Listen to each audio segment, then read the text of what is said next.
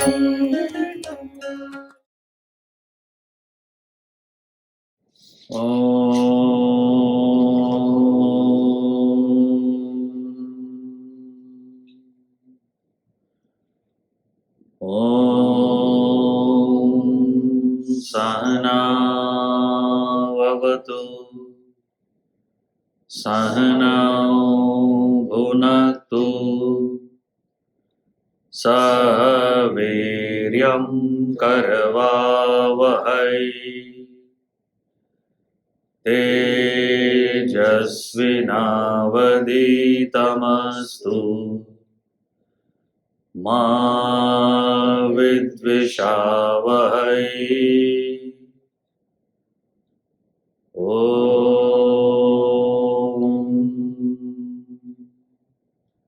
Shanti Shanti Shanti.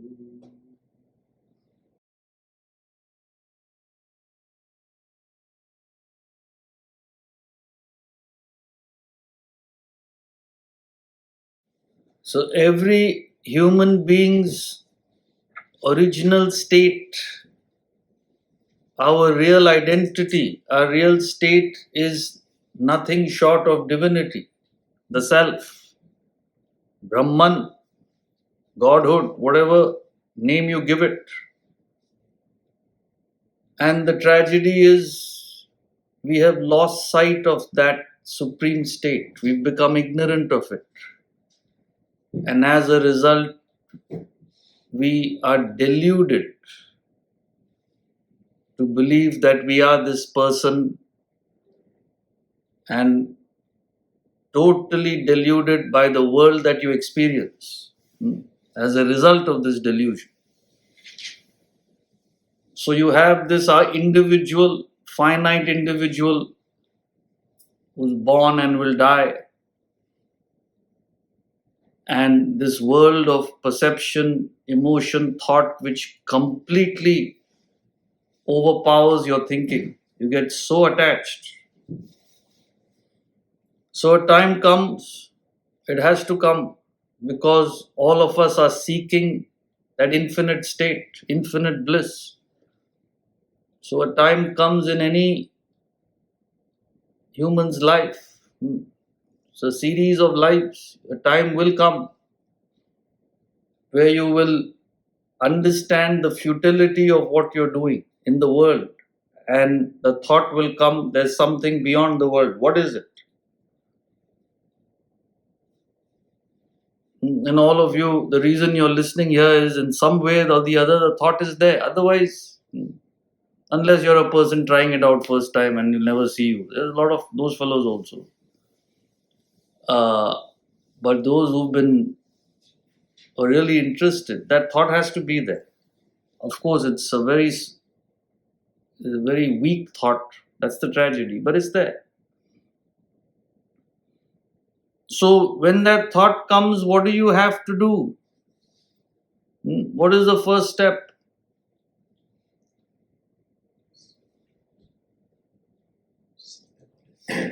Seek the knowledge. You have to seek the knowledge. Because the thought is there is something beyond all this. What is it? This can't be it.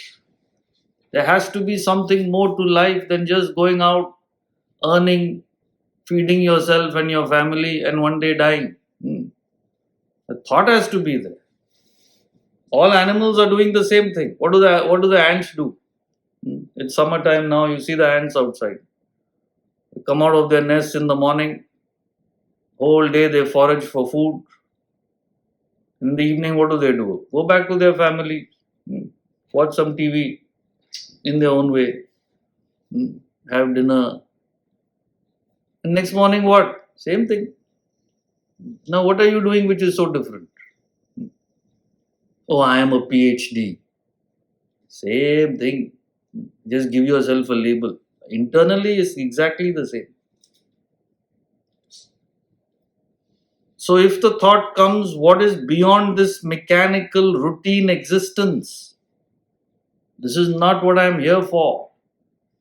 then obviously you have to seek this knowledge from somebody who knows.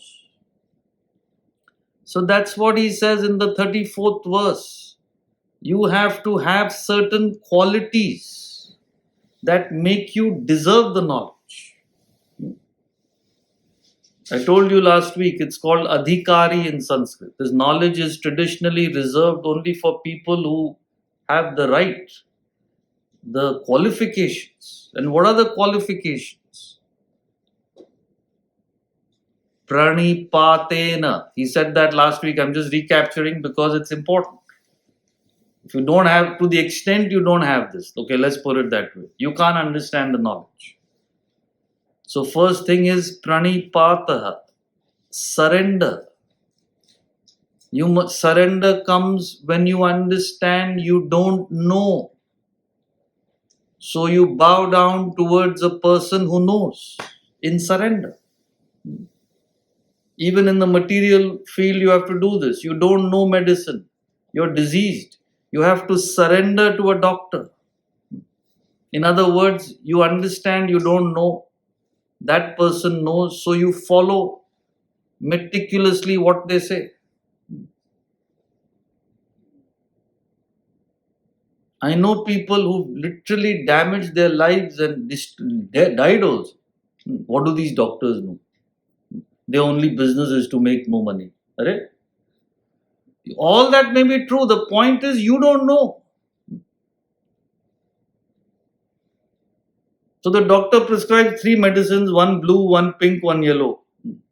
Blue is not my favorite color. Pink and yellow I'll eat. I know a fellow who does that. What is this medicine? They don't know what they're talking. These two I'll have. Characters means not only do you not know, you have an ego that you know. That is the whole problem. Like Josh Billings says, the trouble with most folks is not so much their ignorance as they're knowing as many things which ain't so. Josh Billings, the great English author, said trouble with people is not that they don't know. They believe they know things which are not true. Now what can you say? So first understand, what do you know about your life? Actually, you got to take a step back and think. You may be a billionaire. Has no meaning. You may be a great whatever you're doing. But what do you know about life? Do you know where you came from? Why you came? Do you know where you're going? When you're going? Do you know what you're doing here? No clue. That's what Shakespeare says life. Life is like that poor actor on a stage who frets and fumes about his hour on the stage and then is heard no more. You come to the stage, you fret and fume your little time, and then nobody cares. Life is a tale told by an idiot, full of sound and fury, signifying nothing. Some idiot is giving a story, big noise and fury, but it means nothing. All this noise, me, my life, my children, what is it? So if you have that understanding, then you will go and surrender. Please teach me, to a person who knows. And you have the choice of who you want to learn from. Of course, that's your privilege. But once you surrender, you must then learn. You understand? You must understand you don't know. You're confident that a particular source knows. Then surrender. Yes. What is it that I'm missing? What is it that I have to learn? And secondly, this is at the mental level, that feeling, I don't know, that devotion, surrender towards a person or a book or a source of knowledge that you believe knows, automatically that feeling will come. Please help me. You'll bow down. That's called prostration. Bowing down. That's what the literal translation is. Pari prashnena. But it's not a blind surrender. I know so many people who have beautiful surrender, lovely feeling of humility, but they become fanatic. They stop questioning, blind belief in a person, and that destroys everything. You must have your intellect available to question. Question doesn't mean you question the authority, doesn't mean defiance. It means trying to understand genuinely what you don't understand. So that's why I always leave the floor open, right? Anybody wants to ask a question, you're most welcome, because without that you can't grow. And I have a session purely for question and answers, in which actually we go into the depth. See, 200-300 people attend this session live. In the Q&A is hardly 40-50, if that. Because nobody wants to go into the depth of the knowledge. That is what will help you. Questioning. So we have a session just for that every week. If you can't attend it live is of course best, so you can clarify, but you can catch up on the recordings. As you know, we have it. There you're going into the depth because you're questioning, clarifying. In the academy, we have Swamiji started this thing called small group discussion, where you split into small groups. Amongst yourselves, you question and clarify. In fact, we have that also, right? Tuesdays, we have that. And the retreats, we do that a lot, because that's a chance for all of us to come together and, learn from each other. So, that's the questioning part. And then there must be that feeling of gratitude. You've got such valuable knowledge, life-changing wisdom. If you don't have gratitude, you are a selfish person. How can you understand Vedanta? Vedanta is not for selfish, self-centered people. They're not able to understand. Nothing wrong with person per se. Mind is too agitated with too many desires. And from gratitude comes that feeling of service. That's what he means. So when he says service, it means that feeling of gratitude. So gratitude calms the mind. Remember one thing. When you're grateful, you're not selfish. It means your mind is calm.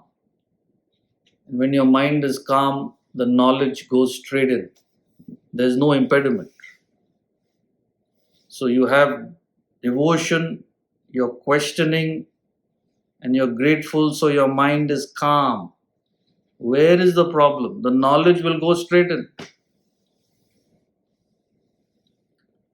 And that's what he says. The wise who have realized the truth will teach you the knowledge. So if you have these qualities, you will get a person who can communicate the knowledge and is wise. They are identifying with the self. They are spiritually grown and evolved. So what is your problem? They are looking for students who deserve the knowledge. And you're looking for a teacher who has the knowledge. Obviously that connection will be there. It's just supply and demand.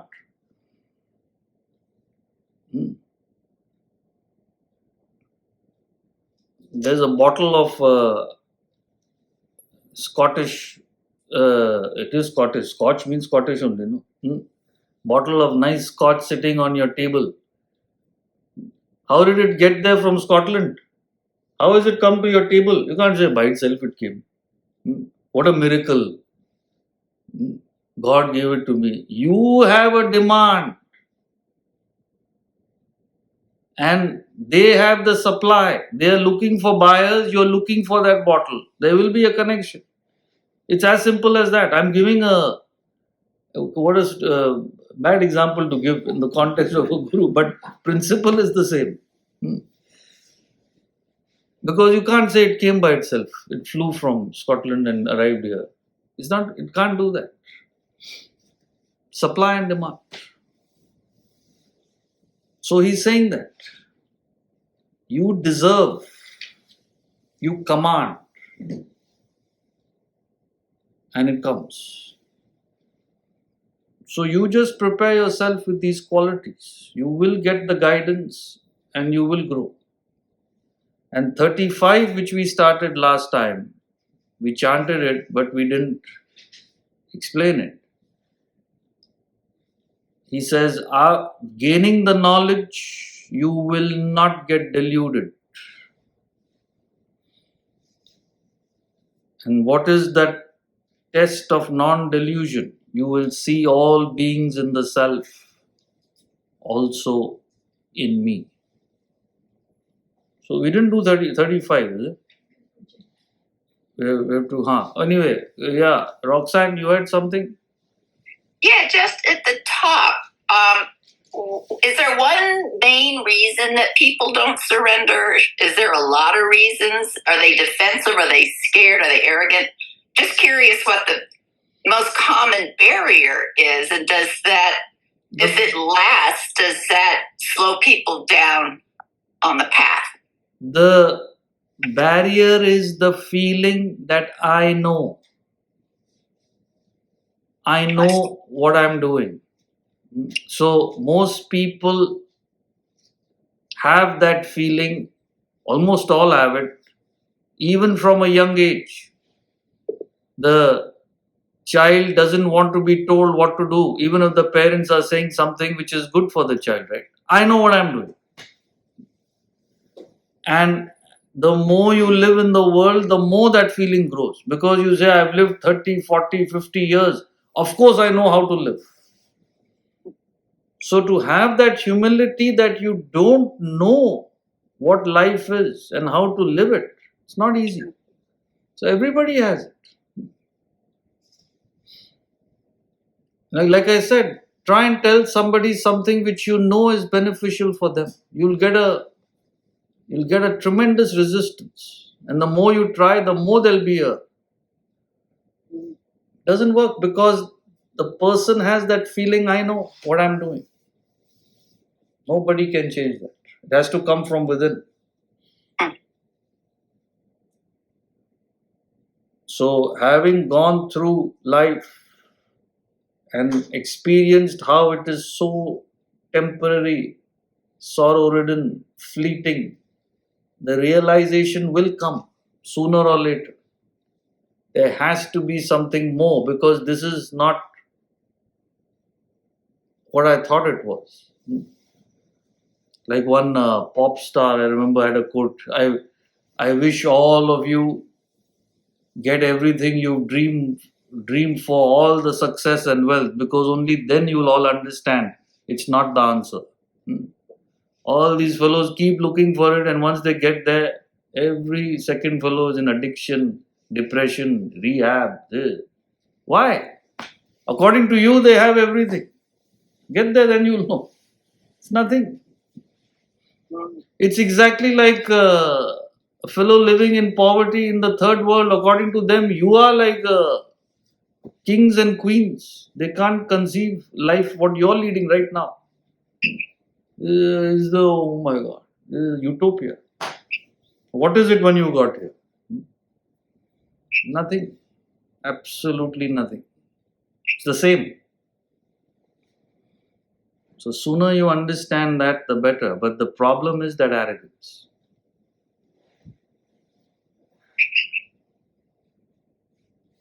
So that's the delusion he's talking about, right? In 35, that you don't know yourself, and that delusion makes you believe you are this body, mind, intellect, this individual experiencing this world. And on top of that comes this ego that I know what I'm doing.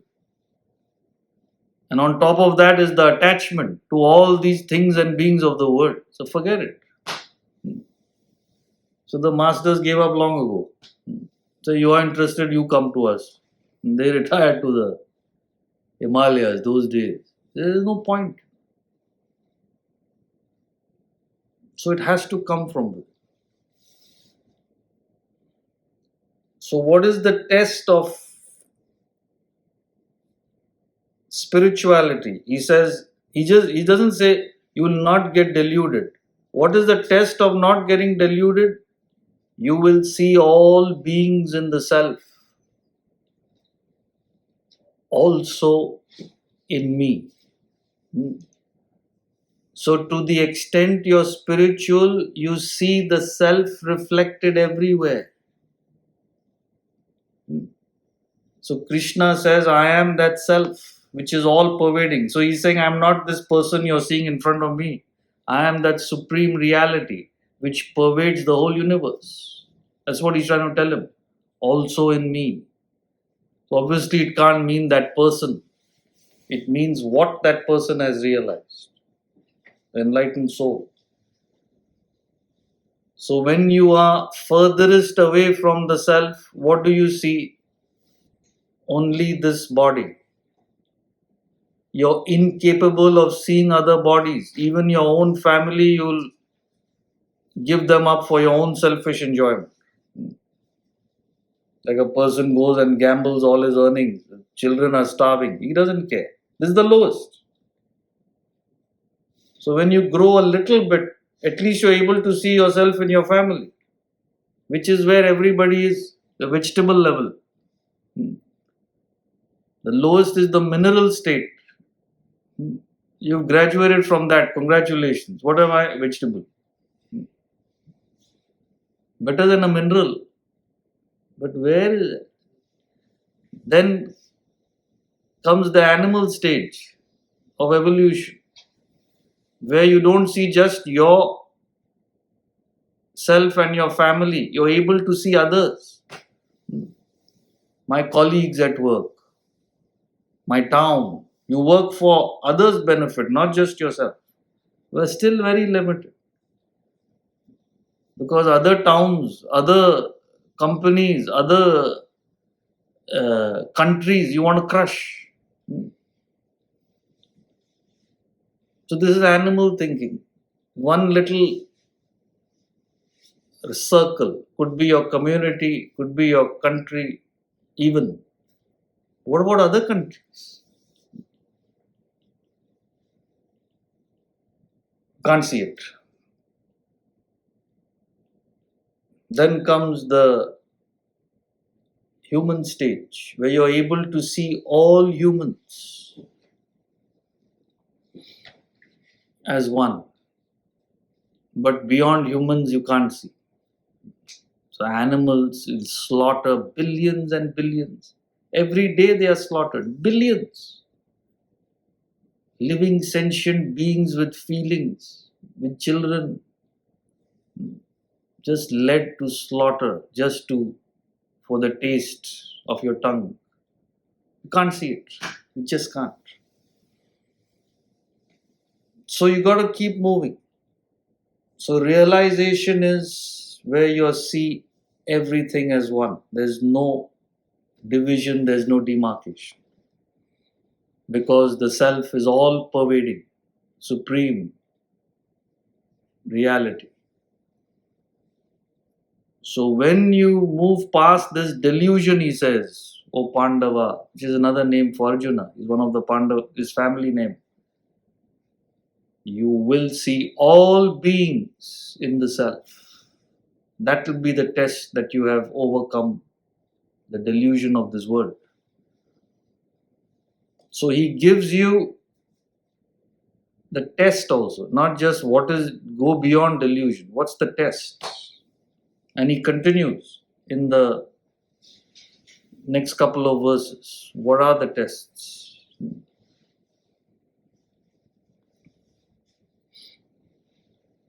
Yes, Manjula? Does the self empower you to get what you desire, or is it just like an observer, just like a gas in the car which you were talking about? Yes, that's or does what it is. help you get what you? There's no the self is sakshi. Sakshi means a witness. I told you yesterday, you were there, right? I explained, no? The God or self is the enlivening principle. Like the sun is the enlivening principle of this world. Without the sun, you can't do anything. Sun's energy. But you can't say the sun gave me my degree, right? Yeah. And an illiterate can't say the sun denied me a degree. That is your own action. So what enables you to get what you deserve is action, karma, cause and effect. You study hard, you do well. It's like that. But it gives you the energy to do that. Energy, yes. But it gives everybody. Yeah. It's the same thing, no? It's consciousness. You are conscious, that's why you can function. The ant is conscious, that's why it can function. This table can't function because there's no consciousness. You can't say consciousness gave me the degree. That's what I'm saying. Consciousness made me win the match. You can't say that. Because it's true for your opponent also. Same consciousness. Okay. Thank you. So in fact, Krishna himself, who's an enlightened soul, he tells Arjuna, I cannot do anything. You are your friend, you are your enemy. I can only guide you as to what is the right course of action. So that's what we are studying in the Saturday session, right? Causation. It's cause and effect. Cause is action if you want to achieve anything. So people who believe in action, they are the achievers who act, don't sit around.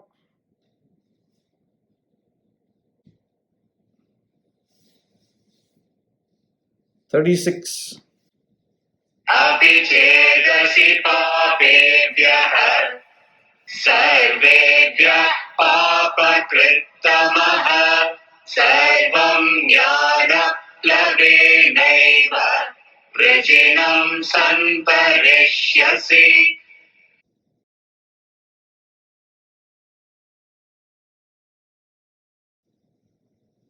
Even if you are the most sinful of all sinners, api chedasi papebhya sarvebhya papakritam, all sinners, verily you can cross over all sin by the raft of knowledge, jnana plava.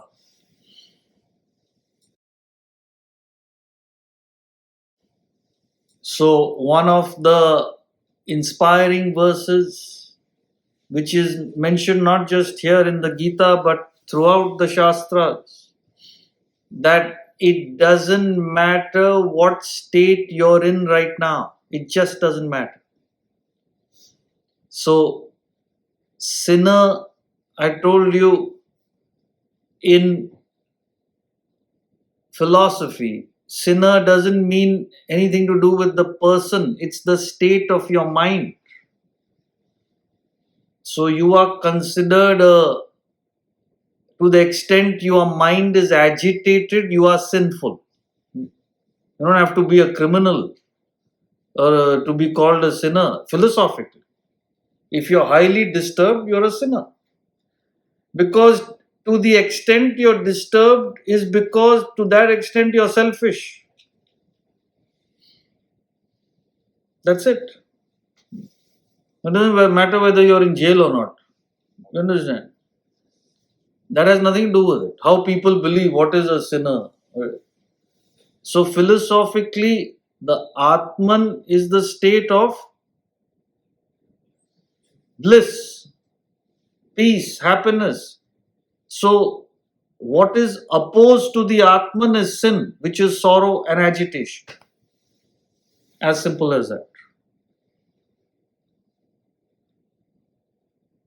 So you may be a saint in the eyes of the world, but if you're mentally agitated inside, which only you know, to that extent you're a sinner. And you may be a horrible person in the eyes of the world. You're mentally peaceful. You're not a sin. Depends on your state of mind.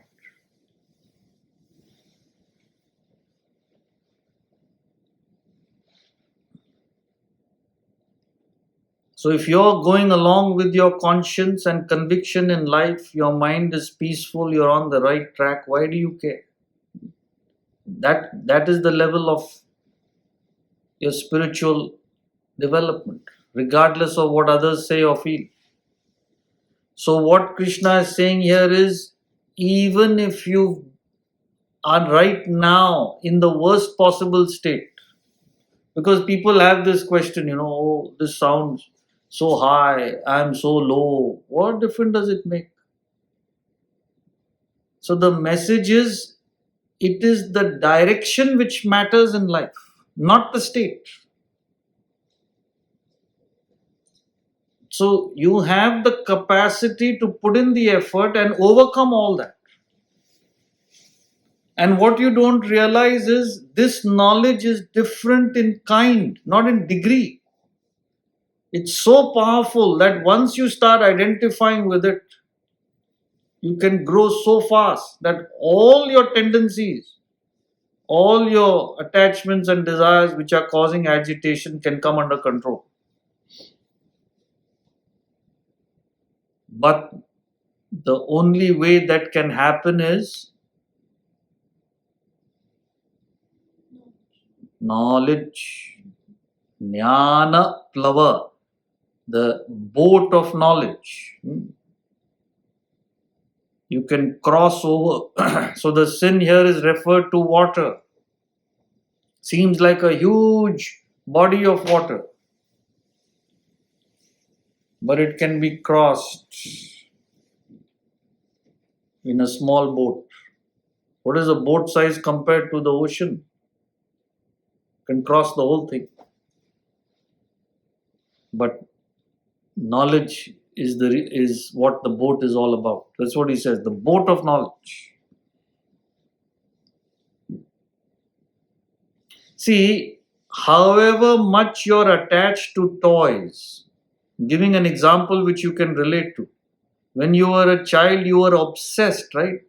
If somebody took away a little doll or a little car or whatever little game you had or a little football, you would be crying and screaming for the whole day. Your parents were fed up. How much you cried.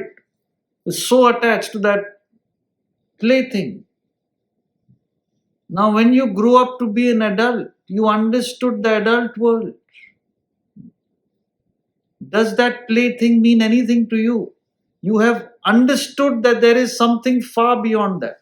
If you've not understood, you're still a child. So that knowledge is so powerful. The knowledge of the higher, it completely liberates you from the low. So in fact, you don't give up anything. You only grow to higher dimensions. We've explained that many times. Because people are terrified, especially in India. Vedanta or Gita, I have to give up my life. I have to give up my enjoy. How can you give up anything? First of all, you can't give up. You can give up physically, but mentally you will still be thinking of it.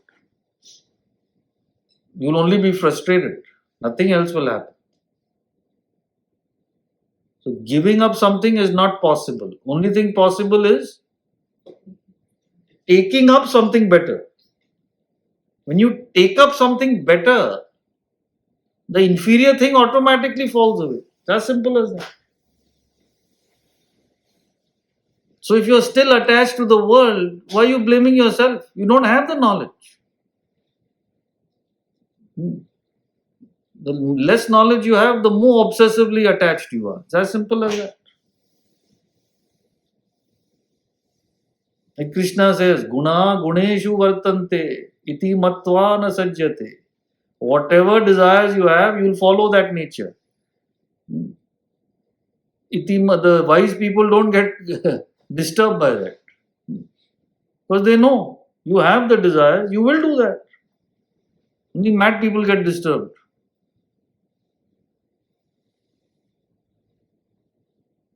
Na buddhi bhedam janaye tajnanam karma sanginam. Never unsettle the minds of the ignorant who are attached. They cannot but act in any other way. That's what he says. Why are you unsettling their minds? By giving them lectures. Joshayet sarva karman vidwan yukta samachara. So what should you do? Make your life attractive and set an example. Let them see the difference in you.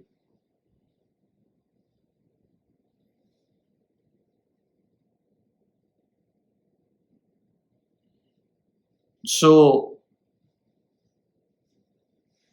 don't worry, Arjuna is saying, doesn't matter. So it's the same thing for all of us. What difference does it make what you were?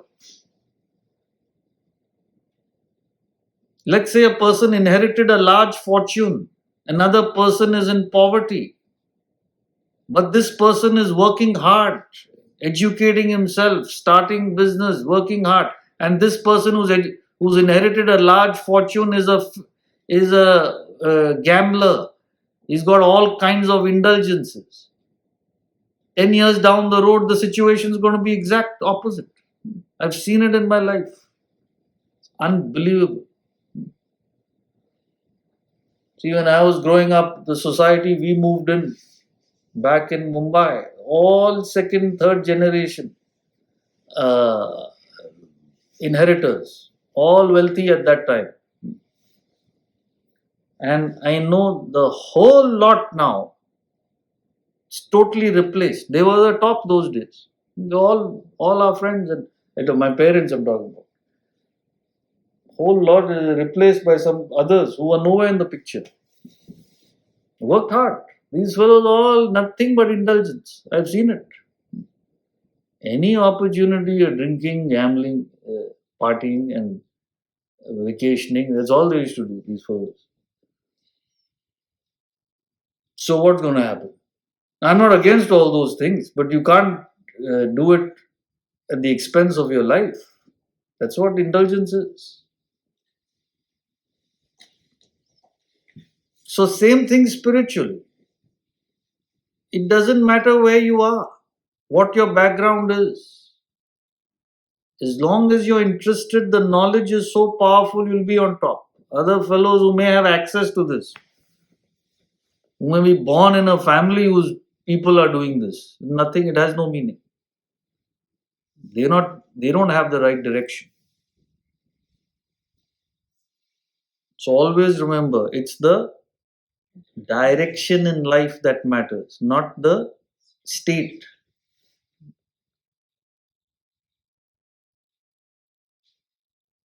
Yes,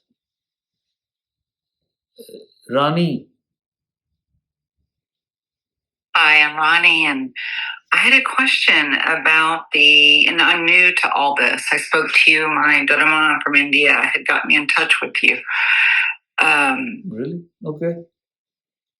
Yeah, I'm in hospice. I was telling you my dad died. died.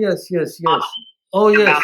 Okay. I'm very, very new to this, as you know, Gatanji. So you said that, if I am disturbed, then I'm selfish, and I'm being selfish. It's a sin. So for somebody like myself that doesn't, as you say, have the knowledge, I mean, how can I? This is so new to me. Mm-hmm. I don't want to sin, so to speak. But when I do get disturbed, what would you say to someone like me? What would be the first action that I take?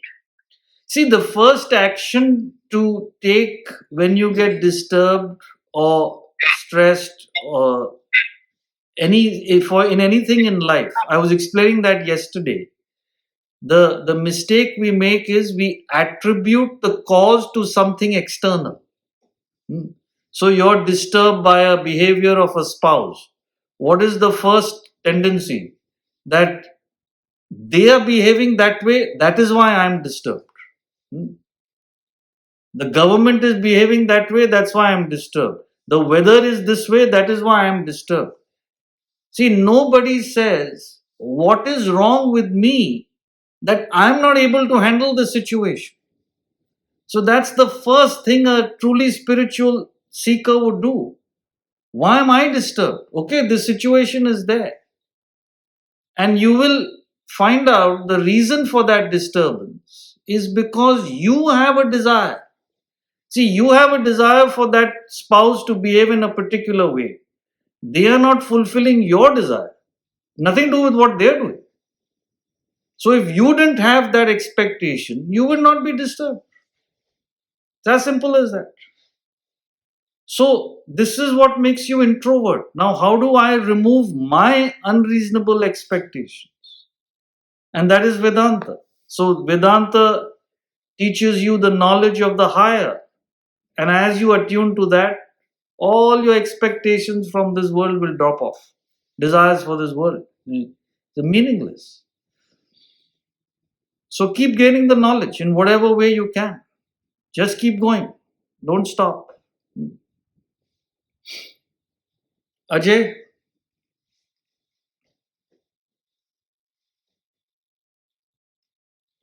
Ajay Paul. Are you there?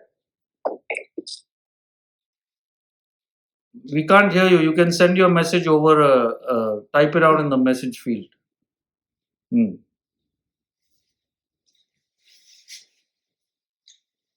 So, it's the state. See, in the Gita also he says, Krishna says in the 17th chapter, very interesting statement.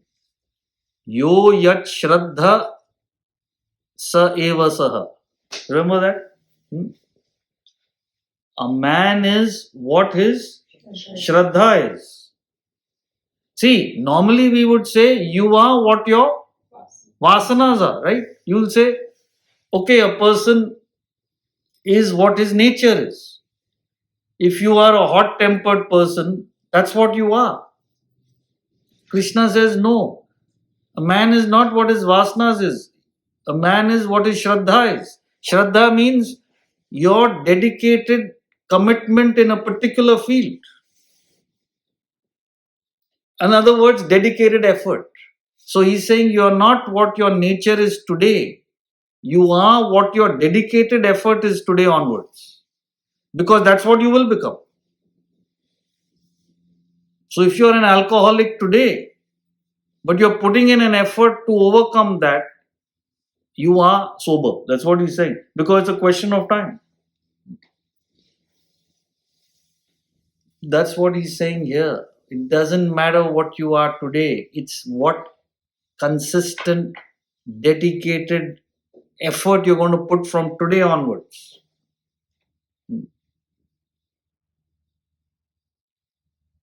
So a person who's really spiritual doesn't bother. Person could be the worst, could be the greatest God also. Either way, it's irrelevant. What does it have to do with you? See, liken your spiritual path to driving on a highway. You're on the highway from here, where are we? New Jersey to Boston on the 95, right? A person has reached Boston. What does that have to do with you? You have to drive. Let's say that is, equate that to enlightenment. Or a person is in Providence. Or a person is in Connecticut. Or they are crossing Manhattan. You're here in New Jersey. What difference does it make? The fellow who's in Connecticut may get off the road and sit in a casino rest of his life. Just because he's there doesn't mean anything. So you will focus on your driving. So the guru is only a person who gets you on the highway, right? You need that. You're lost now in the shrubs near the lake somewhere. Where's the highway? You need somebody to guide you. You're lost in Colonial Park. The canal, you've gone in there and jumped in. You're lost there. Now you need to get back to 95. So there's a park here. Nice park. That's what I'm talking about. There's a canal there also. Fellows go in, they don't come out. That's the problem. So you need the person to get you on the highway for sure. Right now we're all lost. Once you're there, what you keep moving. Keep going. You'll cross all sin by the raft of knowledge. So throughout they give us that encouragement. See, Kabira says that one of the bhajans we sing, right? Karat karat abhyas se jadi mat hot sujan, jaise rassi aat jaat sil par pade nishan. So abhyas means effort, practice, constantly doing effort. Jadi means even a stupid intellect becomes powerful. Jadi mat is intellect, sujan becomes great. Just as jaise rassi aat jaat. See, those days for the wells, they had a granite parapet, right? And there was a coir rope which had the bucket was in the bucket went down into the well and they brought it up with a coir. Coir is a coconut, no? Jute. Jute rope. So the jute rope, how can you ever say it will cut through granite? Can it? No. Yes, it can. He says, Jaise, by constant abrasion, by that water going up and down, and touching that granite hard rock, it cuts through it, makes a indentation on a hard rock. It doesn't seem possible. So he says, similarly with the up and down, assertion, negation of Vedanta, I am the self, I am not this body, mind, intellect. That intellect can cut through this rock of ignorance. So don't worry. You have to keep doing it. Karat, karat. So what seems impossible becomes possible. So very inspiring. Never think about what you are, what you did in the past. What do I have to do from today on? In fact, yesterday also I was saying the same thing. Causation. You are a prisoner of your past, but you are a producer of your future. So we are a prisoner and a free person at the same time every second. So every moment you are imprisoned by your past, right? You've been eating all kinds of junk, you've been not exercising, you're imprisoned. Right now you have an unhealthy body. It's a effect of your past. But from today, from this moment onwards, you can be disciplined and overcome all the past. So I told some of my close students, look, what Vedanta you're going to learn if you can't look after your physical body, right? Body is given to you to find the self. You have to treat it like that. It's a gift given. So they all knocking off 20 pounds, 20, so all, right? 20 pounds? How much? 18, almost 18, 20 pounds. So it doesn't matter. Okay, you did the indulgence in the past. You got to negate it. At least physically, you all should understand. Same thing. Mentally, intellectually, spiritually.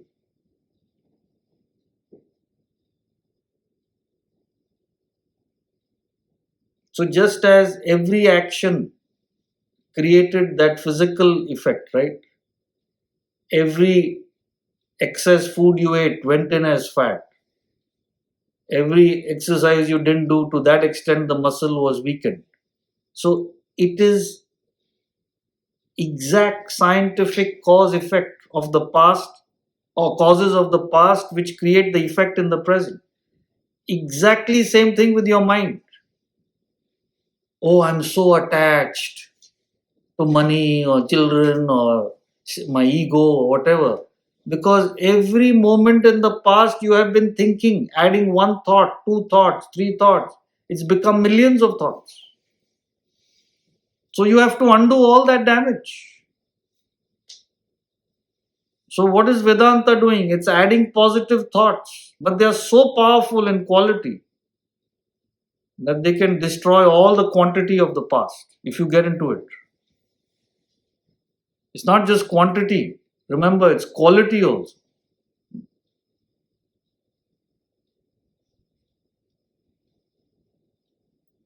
See, it's like a boy has 20 toys, right? Let's say he's got a set of 20 toys which he's so attached to. 5 cars, 3 games, and whatever. And suddenly he gets a bicycle. His father buys him a bicycle. And first time in his life, he goes out into the road and he's on his own. And it is the greatest feeling. You all remember, we all went through that, right? Did you ever look at your toys again? Whole thing went into the garbage. And if your parents are attached, they're still in their house. That's different. What do I still remember? And they sit and cry even now, thinking you're still 6 years old. So that bicycle was so powerful because it was so much better than all the toys that once you got a taste of that, all 20 went. You understand? So it's like that. You don't have to say, oh, for lives I've been attached to this mundane money and family and ego and status. Now I have to wait for lives to get out of it. That's what you equate. It's not that. This quality is so high that all that quantity can be nullified. Of course, it takes time. So Vedanta is higher, but the quality is so much higher. You must understand that part of it. That people don't understand. So difficult. So nothing like that. It's like exercise, you never exercise how difficult it is. But once you get used to it, how easy it is, right? It's like that.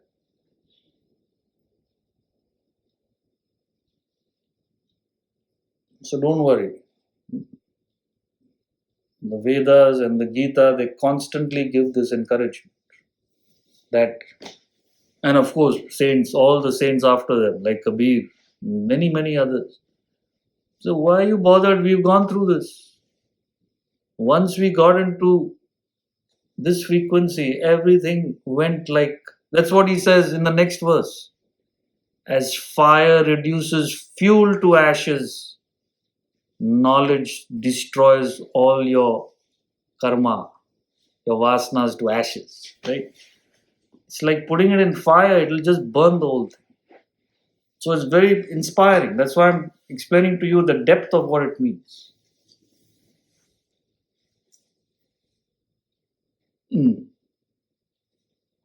Problem is the junk is so much. Even the fire is having a tough time. Junk is covered by lead, now what to do?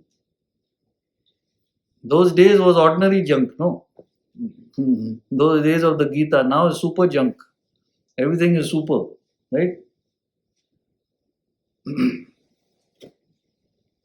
Yes, Chitra.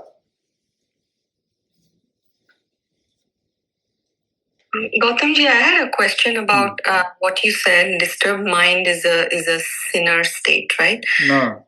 So I'd like to get your feedback on the goal from Rajasic to Sattvic and a disturbed mind with this example.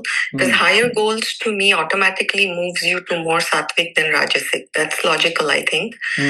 But higher goals outside of that animal example, me, my kids, foraging, like career, family, all those, these higher goals than that, you don't have control over. It's not as simple as me saying, oh, I'm going to work for my career, or I'm going to leave my kids independent, let them be.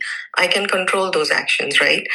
So in this example, if one chooses, I'm just giving an example, activism as a path, rather than saying, oh, it's easier, I can just donate to this animal shelter. But if someone chooses a higher goal than that as activism, isn't disturbance going to naturally happen because of the external environment? So my question is, isn't disturbance in a sattvic journey from Rajasic also a natural state? Natural state? No, it's not natural first of all, because you have to put in effort. If you are rajasic only means selfish, desire-ridden, and working to fulfill your selfish ends. That is rajas. You understand? So it takes a lot of effort to go from that. Like I was explaining, you have to gain the knowledge.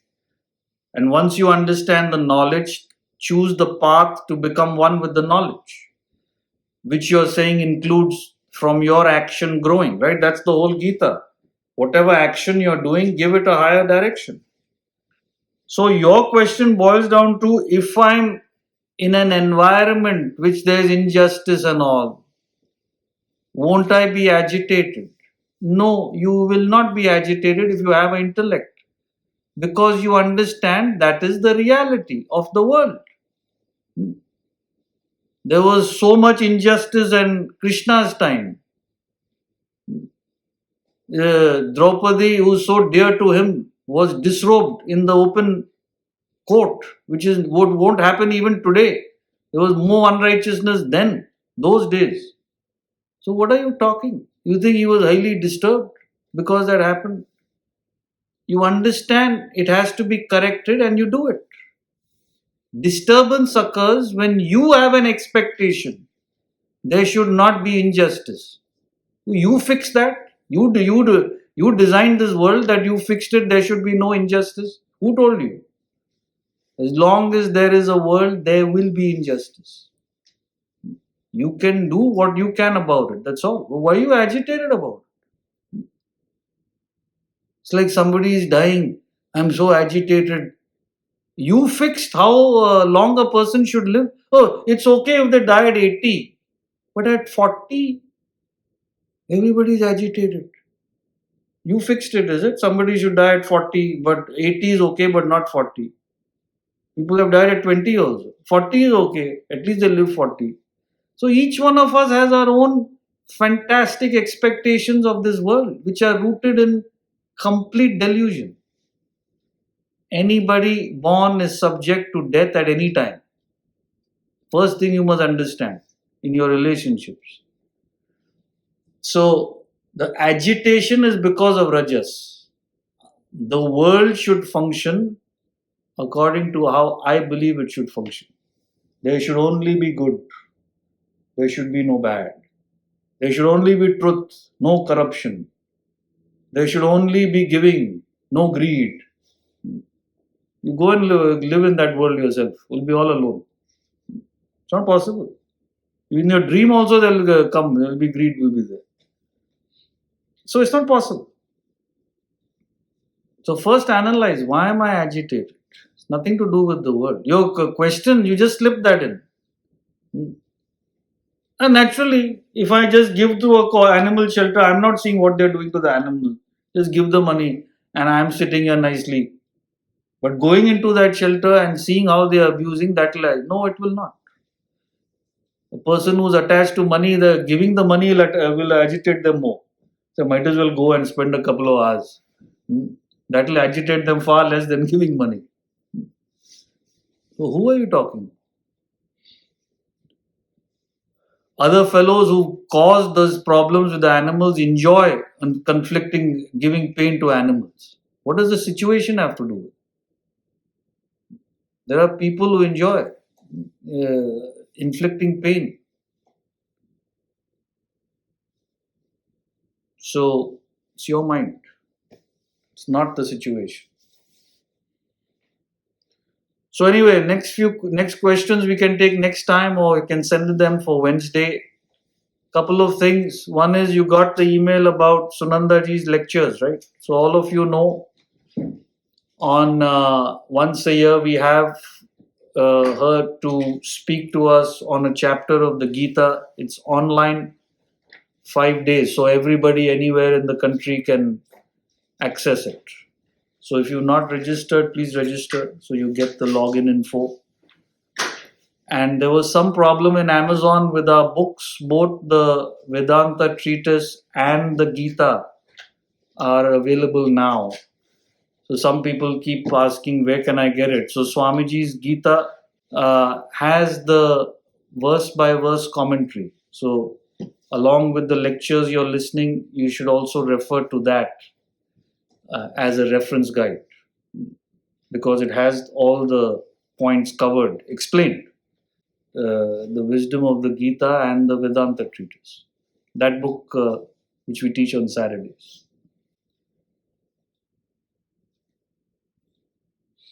Yeah, that one. Right? Okay, so we'll meet next week as usual. Or Wednesday. Hari Om.